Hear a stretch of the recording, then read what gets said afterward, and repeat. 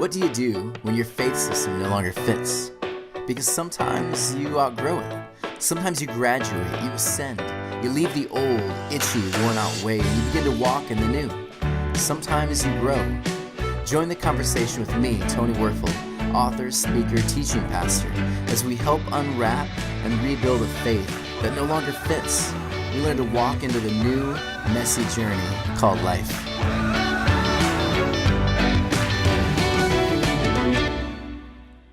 Hello, everyone, and welcome back to Faith Undone, where we want to learn to deconstruct and then reconstruct a faith that works. And so we've been reframing a lot of things in the past.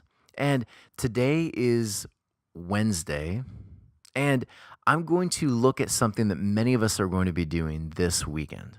This weekend, many of us are going to go to church. And there at church, we are going to look at a celebration we call Easter.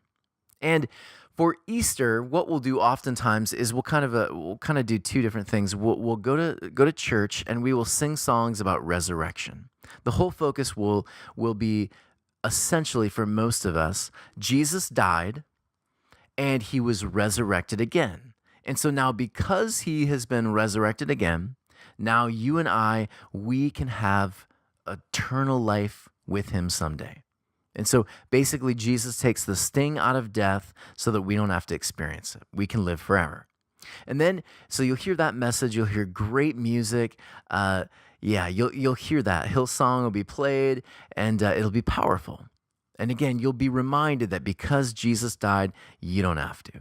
So that's one message many of you will hear. And then later on, you'll probably, if you've got kids or you're a kid at heart, you'll probably go somewhere and you might even hunt for Easter eggs, right?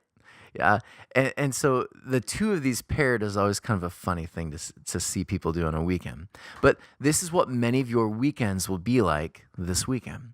And so I want to just kind of share some ideas about this idea of Easter, because what I believe the whole tradition of Easter has actually been castrated. The whole tradition, the idea behind it, how the early group of people, this early Jewish Christian movement, these Gentiles and Jews coming together, they actually would have celebrated this very differently. The reason behind telling this whole thing was it was just very different than what we oftentimes see it as today. And so let me go through a couple concepts with you. First off, when I look at the original meaning behind this, the ideas that first kind of brought even the concept of Easter into being was that for the Jewish people, they had a celebration that was very similar to Easter, without the chocolate bunnies and peeps. They had a celebration called Passover, and so for a Jewish person, Passover was basically looking back at Egypt, looking back at a time where they were in slavery, when their whole way of life had essentially just died. And they were asking the question there in Egypt, are we ever going to experience life again? Are we ever going to experience freedom again? And the answer, again, through the story there in Egypt for the Israelites was that, yes, the miraculous is on its way. And so there's this really interesting moment in the story where they're asked to take blood. Again, for us today, we read it and we think, that's just a ridiculous, barbaric idea.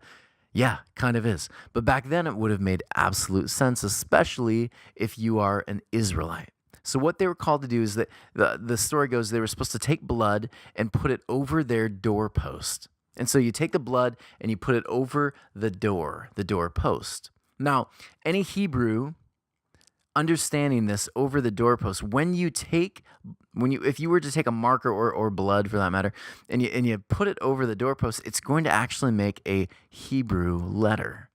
And the letter, which is really fascinating, is this letter Ket. And that letter means life. So please get what's going on here. For the Hebrews, they were saying, in order for life to begin, there was death.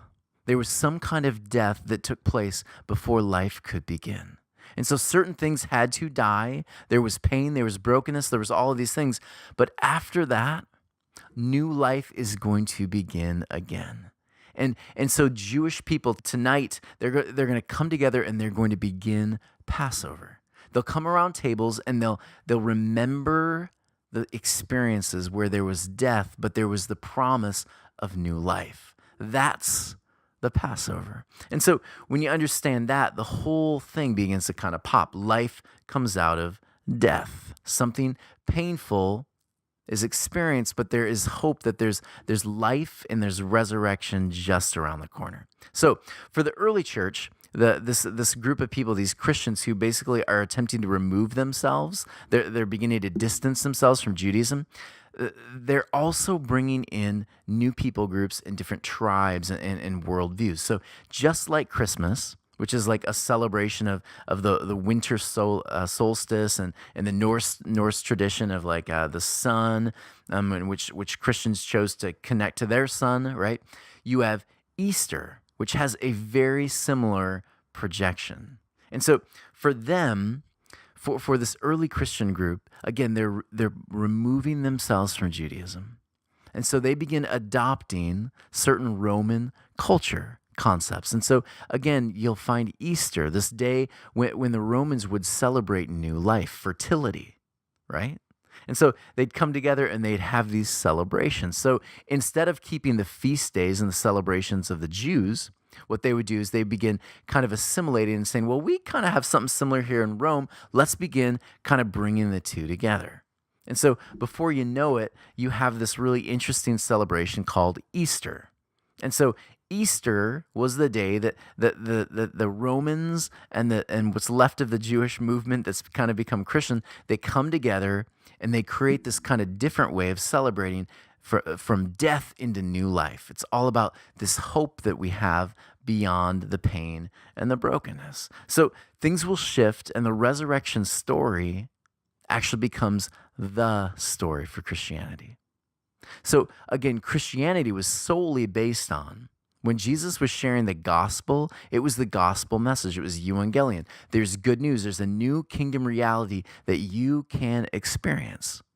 But after a time, after 70 AD and well past that, the actual message of Christianity, it shifts. And it begins to get focused more and more on the resurrection story. That's the story that actually kind of becomes the story. It's the Christian story now. And so resurrection becomes their main point of focus. And again, because Jesus was resurrected, now you too can be resurrected. You too can live forever. Again, that was not the message of Jesus. But that's the message that early Christian group, that group that became more Roman than Jewish, that's the concept that they began to move toward. And so please understand this too. We're talking resurrections, right? The idea of new life. Resurrection stories during that time period, this was not a new idea. In fact, resurrection stories are not even historically new. Every single culture has them, dating back to like Egypt. So like Horus dies, resurrected. The sun god dies and then is resurrected every day. Persian stories, Eastern stories, Buddhism has its stories of resurrection. And so Greek stories are filled with these as well. And the Roman culture actually took this and it moved even further with the idea of resurrection stories, right? So because the emperor, like all other religious icons of an empire, they believed they were a deity. They were the emperors, they were gods on earth. And so here's what many people don't understand about Rome. And even go further back, you'll see this with almost every empire. The leader, the emperor, what happened is every single Caesar in the Roman Empire, almost every single one, they had the title, and get this, almost every one of them, they believed they would not die, but be raised up to live with the gods. Every single one. And they carried the phrase, Son of God. Right? And please don't misunderstand me on this, because I know where some of you are going. You're thinking, oh no, here we go. Resurrection stories, again, were very common in that culture. And so where do important divine figures go when they die? Well, they, of course, will go up. That was just normal during that time period to believe. A resurrection story was not abnormal to hear for those people at that time period. Now, in our culture, yeah, absolutely. We don't see resurrections happen very often, do we? No, we have a different worldview. And so, because of this, we kind of hone in on the literal resurrection, don't we? Like, that's the thing that we kind of move toward. And whereas for that time period, they would have understood something a little more further reaching. There was a deeper message there. So please get this. If you're a Roman hearing this, there's something really heavy you're hearing. Jesus, a Jewish rabbi from like Nowheresville, basically comes into the story and claims to have a better kingdom. He claims, basically, his claims and his followers claim that he is the actual real king, right? So for a Roman, there's a lot going on here when you hear this. And so this king, of course, is going to do what other kings did in the past. He'll die, but death will not touch him. And so Jesus, again, will be resurrected just like all the other ones. And so because resurrections were something you would expect of a king, which would have been very, infuriating to be a Roman, you would have been up in arms. How dare you say that this Jewish rabbi from nowhere could experience what our emperors experience? It was a huge statement about what a king in this new kingdom encompasses. And so humility over violent dominance, forgiveness over the escalation of violence. Now, please don't misunderstand me on this. Please don't miss this. I'm not arguing over a literal or non-literal resurrection. Not the point of what I'm doing here. I'm pointing to something I believe is far deeper than the message that, hey, now you can live forever. I want to go deeper than that. And so for the Romans, a resurrection story would not have fazed them in the least. It's who is resurrected that would have absolutely enraged the Romans. And so a Jew, the early Jewish church, people, they saw this event as something very monumentally different. It didn't revolve around, again, the idea of Jesus dying and now you can go to heaven. That wasn't the point. That wasn't the beauty of the message for them. For them, they saw Passover all over again. And again, what's hilarious to me and kind of sad is that, again, this weekend, you will go to these churches and you won't hear a single thing said about this Passover. You won't hear it because the whole meaning has shifted. The whole meaning has gone from the idea of resurrection, new life, to the idea that now you can live forever. And so you'll see this tagged out over and over again. And so let me kind of move through a little bit more of this with you, because for the Israelites, they saw when they read of the death and resurrection, again, it was not for them, and I can't say this enough, it was not for them that, now we can live forever. For them, the meaning was, there's new life outside of our pain and our brokenness. There's new life just around the corner. And this is a very ancient tradition for them. Over and over and over again, when you read the stories in Torah, you'll see this played out. It's death into resurrection. And so when you look at some of these stories, you'll notice like Joseph, right? Joseph, he's a young man.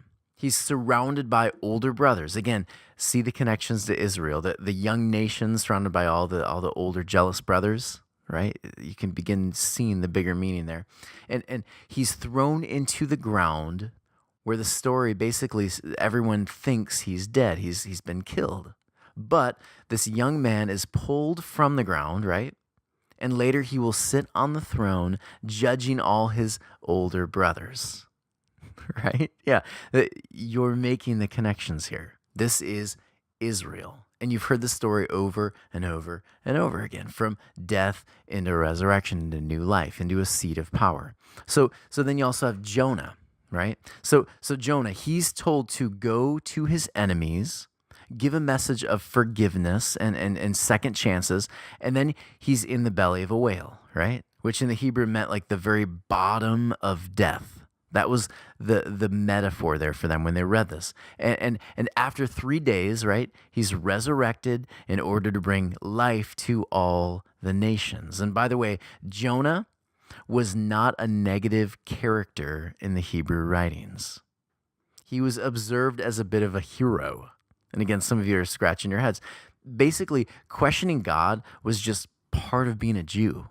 You questioned, you had midrash back and forth with people on who God is and how we function in the world. It was called a holy dance. And so Jonah, when he questions God, it basically does what's asked. He curses the plant that was meant to bear the shade of life, right? And again, keep hearing some of the elements. Again, a deep connection to another leader who curses a certain kind of fig tree, right? A symbol of Israel to the world. So Israel was meant to bring life, shade for the world, but it isn't. And so again, you can see there just Joseph and Jonah, all these deep connections to once there's death, then there's new life. They understood this story, right? They got it. They understood the story. Think of Jacob. Jacob, the deceiver, is younger, right? And he would appear basically less deserving of the blessings. And yet, after years in the wilderness, he wrestles with God. He's given a new name. And again, what's his name? Well, it's Israel, right?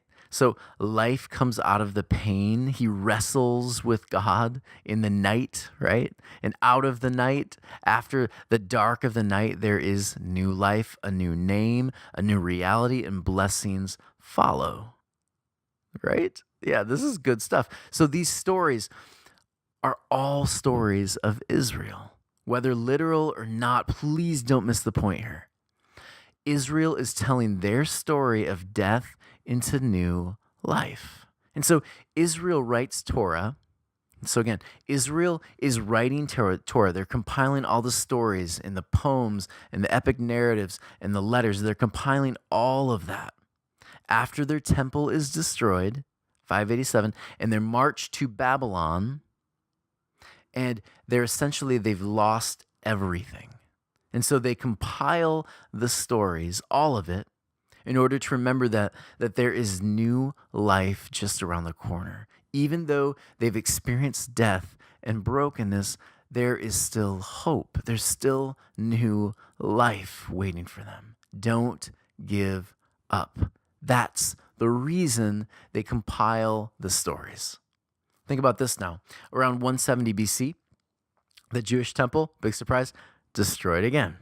And it's actually desecrated and destroyed again. And so not by Babylon, but this time by this Greek empire.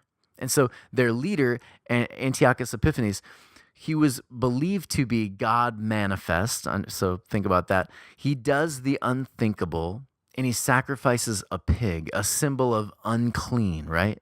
Death. He sacrifices it in the temple. So death in a place where the Jewish people believed there was like ultimate life. So he sacrifices it there. And so after this occurs with Antiochus Epiphanes, what story do you suppose they pick up?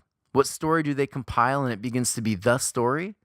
Yeah, the story of Daniel, who basically is taken into this empire. He experiences death over and over and over again, brokenness, but out of all of that, there's new life. And think about this. He's thrown into a lion's den, into the earth, where it is certain death to anyone watching. But what happens the next morning? Yeah, you better believe it. In the story, he comes out of this grave, right? He comes up and he's alive.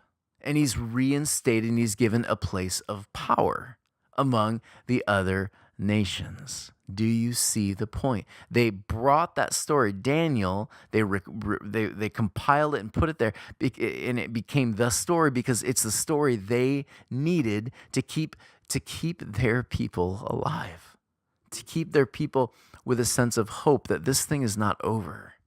So think about this now. In 70 AD, right? 70 AD, their temple is destroyed. Do you hear a theme here?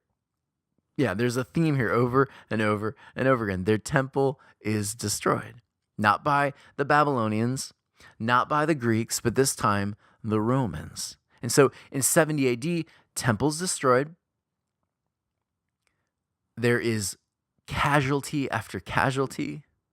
It says that children were being murdered, pregnant women being murdered. It was just a mass murder. And the temple, again, not a brick is left standing. The thing is completely destroyed. And so after 70 AD, what story do they compile? Yeah, they remember Jesus. 40 years later, they compile all of the stories, all the teachings, all of the life of Jesus. They compile it, they write it down, and they share it. Why? Why share it? Did they forget? Probably not. Why write it down? To get an accurate history? Well, no. The Gospels don't even fit historically. Why write it down? They write it down because it's the story, like Daniel. It's the story like Joseph and Jonah and Jacob. It's the story that's going to bring them life again. It's the story that's going to remind them that even in their brokenness, even where everything seems like it's completely dead, they're reminded now of the Christ, who again, the story goes from death into resurrection, into new life. And so the story is there is new life just around the corner. Hold on. If you are a Jewish person and your temple has been destroyed, the meaning here, and again, there's a reason why the Jewish people make, when they're writing this down, Matthew, Mark, Luke, and John, what they make sure that you know is that this happens during Passover. They want you to see the connections, that this story is our story. And we as Jewish people who once again have been broken, experiencing death once again, hold on a little longer. Hope is just around the corner. That is the reason that this is being brought back into circulation. It's being compiled, written, and shared with the Jewish people. It's the story that's going to bring hope. So please understand the deeper meaning here. So again, for them, they're asking, what now? What now? What happens when all hope is gone? Is this the end? They were asking, is there any hope after this terrible experience? Is there any hope? The question they were asking again was, what's next? And the answer is found in this new kind of Joshua, this new kind of Joseph, this new kind of Jonah, who has a message of forgiveness to his people's enemies, a new kind of Daniel. And so Jesus' message was one that this group, again, 40 years later, absolutely needed. They needed it if they were going to survive. And so Jesus, who is murdered during the exact time of Passover, meant something deeply powerful to them. For them, they understood that out of death, life will come again. And in spring, again, the brown patches, they turn green again. In spring, new life will yawn its yawns, and after awakening, it'll come out of this deep sleep, right? Spring comes. There will be new births all around it, and tiny fawns are born, struggling to stand upright, leaning, learning how to use those awkward legs. That's what they're doing. And even though we're surrounded by darkness, right now, there will be new birth. There will be new life out of this. So that's the meaning, the reason for the story. That's it. There is hope around the corner. Hold on. Even though you've experienced death, pain, brokenness, it's not the end of your story. And again, that was the point of the whole gospel message of Jesus. It was that you're called to live this new reality, and the new reality is not always easy. And even though there's pain and brokenness, there is life just around the corner. You can live kingdom come reality right now. It was not about a great escape. It was not about living forever. That wasn't the point. It was learning to find hope and reality. The hope in the reality of the pain and the brokenness, knowing there is new life around the corner. That's what this Easter celebration this weekend should be about. Let me say this. I had a really interesting year, and it was tough for me and my family. I was kind of pushed out of a community that I helped build because I chose to stand for certain ideals, certain ideas, certain views. And I wanted to stand up for various people who had also been pushed out. And so I ended up leaving, and man, was it hard. And some of you have asked me, tell us more about this, because some of you are in the middle of it too. And so again, I was called heretic, sinner, outcast, all these kind of things. Sometimes I embraced them, sometimes they hurt. And I remember that the weeks following, after leaving, I remember trying not to look at Facebook, trying not to see what was going on there. And I remember just sitting in my house, and I remember thinking, man, like, you used to do this thing. You used to every week share a message with people. And now you don't. You used to be important, and now you're not.